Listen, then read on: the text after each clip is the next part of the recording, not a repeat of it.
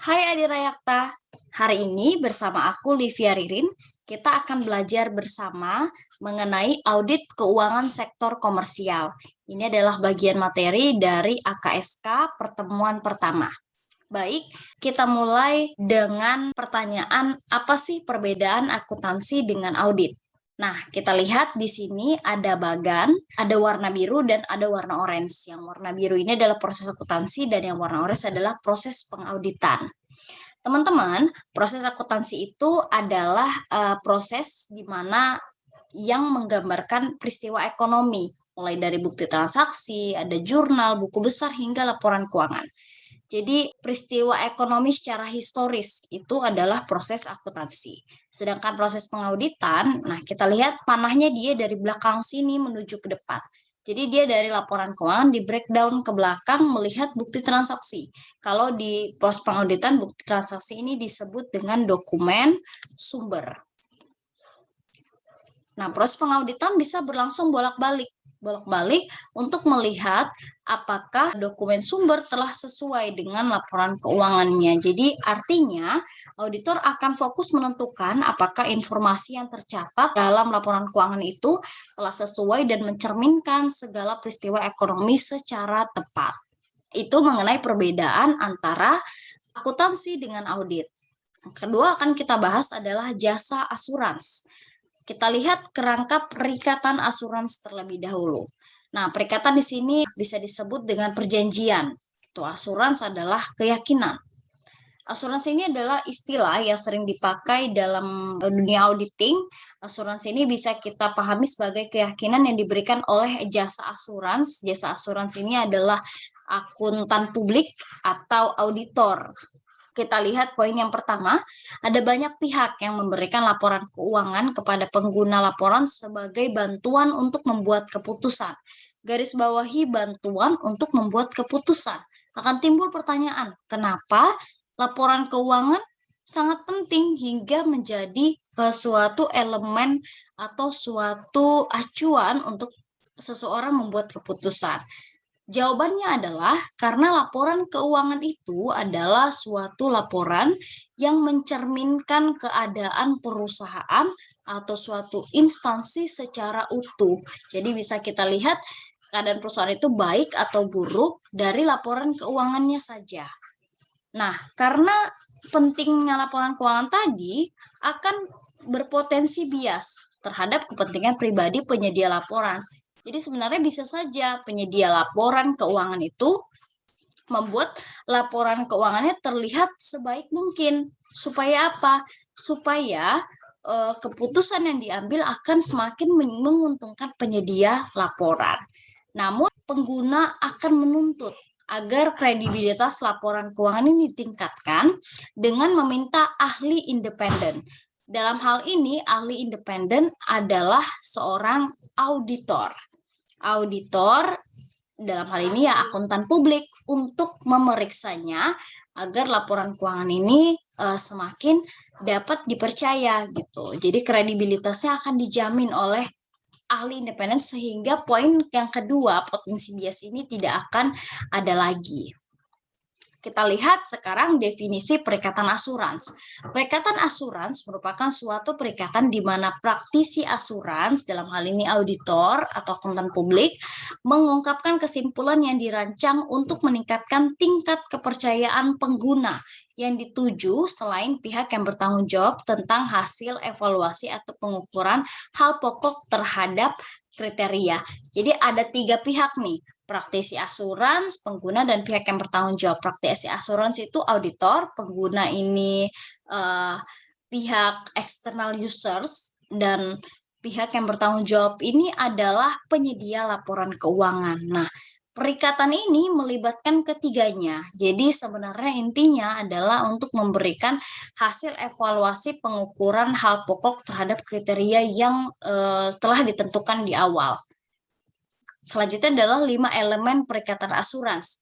Nah, Yang pertama, hubungan tiga pihak. Nah, pihak yang tadi kita sebutkan itu ada auditor, kemudian penyedia laporan keuangan, dan kemudian pengguna. Ketiga pihak ini sebenarnya punya hubungan. Nanti kita akan bahas di slide selanjutnya. Lalu yang kedua adalah hal pokok atau subject matter. Hal pokok di sini adalah apa yang akan dijamin begitu. Apa yang mau dijamin ya laporan keuangan tadi. Kemudian yang ketiga, kriteria yang tepat ini kita tentukan bagaimana kita mengatakan laporan keuangan itu telah sesuai dan kredibilitasnya dapat dipertanggungjawabkan. Kita akan menentukan kriterianya. Lalu yang keempat, bukti yang cukup dan tepat. Bukti yang cukup, yang tepat ini adalah dokumen sumber. Jadi bukti-bukti itu adalah segala jenis bukti transaksi, misalnya bukti transaksi penjualan, bukti transaksi pembelian, bahkan pernyataan pendapat gitu. Lalu yang kelima adalah laporan asuransi tertulis. Bagi seorang auditor, kan dia mengaudit nih, hasil auditingnya akan dituangkan dalam bentuk laporan asuransi tertulis. Nah, laporan inilah yang akan dilihat oleh pengguna laporan keuangan maupun penyedia laporan keuangan. Begitu. Sekarang kita tanya lagi nih, kenapa sih ada nilai dalam jasa asuransi? Nah, ada 3 poin penting yang menjadikan jasa asuransi ini bernilai. Yang pertama, independen. Jadi, pengguna akan memperoleh pengetahuan. Jadi, dia tahu nih bahwa penyedia asuransi, praktisi, atau auditor ini tidak tertarik pada informasi selain untuk kegunaannya. Artinya, ya independen, fokus pada kegunaannya saja. Jadi, tidak ada embel-embel lain. Istilahnya misalnya nih, saya auditor, kemudian yang akan saya audit adalah laporan keuangan dari adik saya sendiri. Nah, itu berarti akan ada indikasi bahwa artinya independensinya akan diragukan. Yang kedua adalah pengalaman. Pengalaman di sini praktisi atau auditor harus memiliki kompetensi untuk memperoleh informasi yang relevan yang cukup untuk memberikan dasar yang masuk akal bagi kesimpulan mereka. Jadi ya semakin tinggi jam kerja seorang auditor, maka pengalamannya akan semakin tinggi. Ini yang akan menjadi nilai dalam jasa asuransi. Dan yang ketiga adalah penilaian profesional atau professional judgment. Berhubungan dengan independen tadi, maka pengguna akan memperoleh nilai dari pengetahuan bahwa penyedia jaminan tidak tertarik pada informasi lain selain untuk kegunaannya, sehingga segala jenis penilaiannya adalah bentuk penilaian profesional atau professional judgment. Tidak ada embel-embel lain di dalamnya. Ini yang menjadikan jasa asuransi itu sangat penting dan bernilai begitu. Nah, yang sebelumnya di elemen tadi kan aku bilang bahwa ada hubungan antara penyedia laporan keuangan, auditor dengan pengguna laporan keuangan. Kita lihat di sini, penyedia laporan keuangan ini punya hubungan dengan auditor. Nah, hubungannya adalah client or audit committee hires auditor. Jadi yang meng-hire auditor adalah si klien atau penyedia laporan keuangan. Nah, auditor akan mengaudit laporan keuangan yang dibuat oleh klien. Nah, hasil audit laporan keuangan yang dibuat oleh auditor akan dijadikan klien sebagai acuan kredibilitas terhadap laporan keuangan yang telah diberikannya. Nantinya klien akan provide financial statement-nya kepada users atau pengguna. Jadi setelah diaudit, laporan keuangan tersebut akan diberikan kepada pengguna. Nantinya pengguna yang akan mereview, melihat apakah laporan keuangan tersebut telah sesuai dengan tujuannya. Jadi external users nanti akan memberikan keputusan apakah dia akan memprovide capital or not. Nah, kalau dia memprovide capital, artinya dia memberikan modal kepada klien, maka harusnya ke sini nih.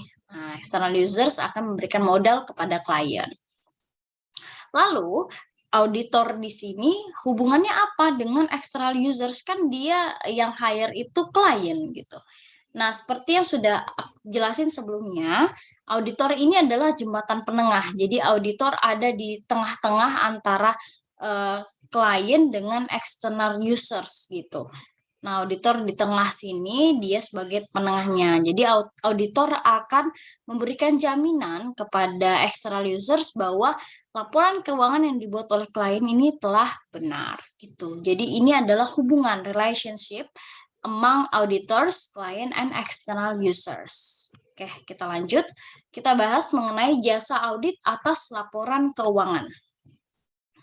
Sebenarnya struktur jasa asuransi itu tidak hanya menyediakan jasa atas informasi keuangan atau mengaudit saja seperti yang kita bahas sebelumnya. Jadi jasa asuransi punya tugas-tugas lain sebenarnya. Dia juga bisa mengaudit atas informasi keuangan historis.